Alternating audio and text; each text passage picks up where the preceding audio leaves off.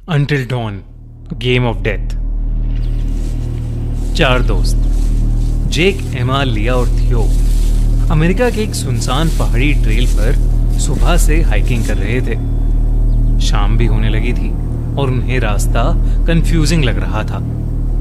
तभी जेक ने एक बोर्ड देखा और उसको रियलाइज हुआ कि उन्होंने गलत रास्ता ले लिया है, क्योंकि उस बोर्ड पर एक दूसरी वैली का नाम था जो उनके हाइकिंग ट्रेल का हिस्सा थी ही नहीं। अंधेरा होने लगा था और वापस जाना अब सेफ नहीं था। जेक को याद था कि कैसे लोकल्स ने बताया था कि ऐसे ही एक बोर्ड के पास एक विजिटर सेंटर था। उसने सबको उसके साथ चलने को कहा और कुछ ही देर में उन्हें वो विजिटर सेंटर दिख गया। उन्होंने डिसाइड किया कि सुबह होते ही वो वहां से निकल जाएंगे ताकि वो दिन की रोशनी में सेफली वापस जा सकें। जैसे ही वो लोग विजिटर सेंटर की बिल्डिंग के पास पहुंचे, एकदम से बादल काले हो गए और वहां बारिश होना शुरू हो गई। वो लोग जल्दी से सीधा उस बिल्डिंग के अंदर चले गए। अंदर घुसते ही बाहर बारिश बहुत ज्यादा तेज होने लगी और आसमान में बिजली कड़कने की आवाजें बढ़ती जा रही थीं। उन्होंने उस बिल्डिंग का दरवाजा अंदर से लॉक किया और अपने बैग्स और बाकी का सामान भी दरवाजे के पास ही रख दिया। जेक ने आसपास के छोटे मोटे पेपर्स और पुराने फर्नीचर का यूज करके उन्होंने उस बिल्डिंग के फायरप्लेस को जलाया और वहां बैठकर रात ढलने का वेट करने लगे। उस समय तकरीबन शाम के 6:45 बज रहे थे। एमा और लिया को उस विजिटर सेंटर के अंदर एक अजीब सी घबराहट हो रही थी। तभी जेक ने उन्हें हंसते हुए बताया कि उसने जब एक लोकल आदमी से बात की तो उस लोकल ने कहा कि ये विजिटर सेंटर हॉन्टेड माना जाता है। उसने कहा कि जो कोई भी यहाँ आता है वो कभी वापस नहीं जाता। कुछ महीनों पहले ही वहां मेलिनी नाम की एक लड़की आई थी जो उस वैली से कभी वापस नहीं लौटी। जेक उस लोकल की सुपरस्टिशियस बात का मजाक उड़ा ही रहा था कि तभी एकदम से खिड़कियां और दरवाजे अपने आप खुलने लगे। तेज हवा से उस बिल्डिंग के अंदर के सारे लाइट बल्ब्स फूट पड़े। फायरप्लेस की आग भी अपने आप बुझ गई और बाहर जोरों की बर्फ गिरने लगी। मौसम अचानक से बहुत ज्यादा ठंडा हो गया। किसी तरह से उन्होंने वापस दरवाजा बंद किया, फायरप्लेस को जलाया और ढेर सारी कैंडल्स जलाकर उस बिल्डिंग में वापस रोशनी की। पर तभी थियो को रियलाइज हुआ कि एमा वहां थी ही नहीं। सबने अंदर और बाहर एमा को ढूंढना शुरू कर दिया, लेकिन उन्हें एमा का कोई नामो निशान ही नहीं मिल रहा था। थियो मेन हॉल में था। तभी अचानक से उसे किसी के बाहर भागने की आवाज आई। उसे लगा कि शायद एमा होगी और उसने उस आवाज का पीछा किया।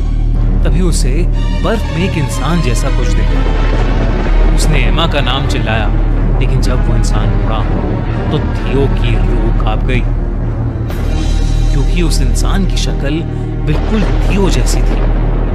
हूबहू वही चेहरा, लेकिन आंखों के नीचे काले गड्ढे और उसकी स्किन जो उसकी बॉडी से उतर रही थी, जैसे किसी ने उसे जिंदा छील दिया हो। थियो डर के मारे कांपने लगा। वहीं जेक, जो विजिटर सेंटर के अंदर एक कॉरिडोर में एमा को ढूंढ रहा था, उसने फायरप्लेस की रोशनी में अपने हाथ देखे, जिसे देखकर वो जोर से चिल्लाने लगा, क्योंकि उस पर गहरे बाइट मार्क्स थे। ऐसा लग रहा था जैसे किसी जानवर ने उस पर अटैक किया हो। वो उन बाइट मार्क्स को देखते ही जोर से चिल्लाया। उसकी आवाज सुनकर डरे हुए लिया और थियो मेन हॉल में वापस आए। इससे पहले थियो और जेक कुछ भी कह पाते, उन्होंने लिया को देखा और वो घबरा उठे। ऐसा लग रहा था कि लिया के गाल के अंदर एक कीड़ा, एक वॉर्म घुस गया है और वो वहीं रेंग रहा है। लिया को अचानक जोरों का दर्द शुरू हो गया। जैसे ही वो लोग लिया के पास आए, वो वॉर्म एकदम से लिया की स्किन के अंदर फैलने लगा और लिया का चेहरा पूरी तरह से काला पड़ गया। वो सब बहुत ज्यादा डर गए और दरवाजे की तरफ भागने लगे। लेकिन जैसे ही उन्होंने दरवाजा खोला, एमा की डेड बॉडी उन पर आकर गिरी और उसी के पीछे एक डरावना सा मास्क पहने एक आदमी खड़ा था। उन तीनों को अब कुछ समझ नहीं आ रहा था, लेकिन इससे पहले वो कुछ कर पाते, उस मास्क्ड आदमी ने अपनी पीठ के पीछे से एक एक्स निकाली और तीनों को बेरहमी से मार डाला। लेकिन फिर कुछ देर बाद उनकी आंख वापस खुली, लेकिन किसी हॉस्पिटल में नहीं, बल्कि उसी विजिटर सेंटर के अंदर। एमा भी उनके साथ ही थी। चारों उसी फायरप्लेस के पास बैठे थे। उन चारों को कुछ समझ नहीं आ रहा था कि अभी उनके साथ क्या हुआ था। तभी उन्होंने टाइम देखा तो घड़ी में 6:45 बज रहे थे, वही टाइम जिसके बाद ये सब शुरू हुआ था। देरी न करते हुए वो लोग विजिटर सेंटर से बाहर भागने लगे। थोड़ी दूर पहुंच के उन्हें लगा वो फाइनली बच गए, लेकिन तभी जंगल के पेड़ हिलने लगे और उन्होंने अपने सामने एक बहुत बड़े क्रीचर को देखा। इससे पहले वो चारों समझ पाते कि क्या हो रहा है, वो मॉन्स्टर उनकी तरफ बढ़ा और उन्हें खाने लगा। दर्द से चीखते हुए उन चारों के होश चले गए। लेकिन फिर एक बार उन चारों की आंख उसी विजिटर सेंटर में खुली। घड़ी में अब भी शाम के 6:45 बज रहे थे। उन्हें समझ आ गया था कि वो एक टाइम लूप में फंस चुके हैं, पर वो उससे बाहर कैसे निकलें, इसका जवाब ढूंढने के लिए वो उस बिल्डिंग में छानबीन करने लगे। इसी बीच उन्हें एक रूम मिला जहां पर उन्हें कई मिसिंग लोगों की फोटोज दिखी, जिसमें उनकी भी फोटो शामिल थी, जिस पर 8 दिन बाद की डेट थी। उसी कमरे की दीवार पर लिखा था, if you want to live you have to survive until dawn. यानी अगर जीना है तो सुबह तक जिंदा रहना पड़ेगा।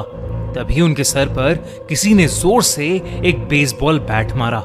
जब उनकी दोबारा आंख खुली तो वो उसी विजिटर सेंटर के मेन हॉल में थे। अभी भी शाम के 6:45 बज रहे थे।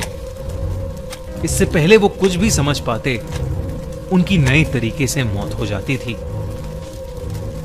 वो लोग बार बार उस वैली से निकलने की कोशिश करते रहे, लेकिन सुबह तक बच नहीं पा रहे थे। और फिर 8 दिन बाद एक न्यूज आई कि 4 लोग, जिनका नाम जेक, थियो, एमा और लिया है, वो मिसिंग है। ये लोग तो उस विजिटर सेंटर से जिंदा बाहर नहीं निकल पाए,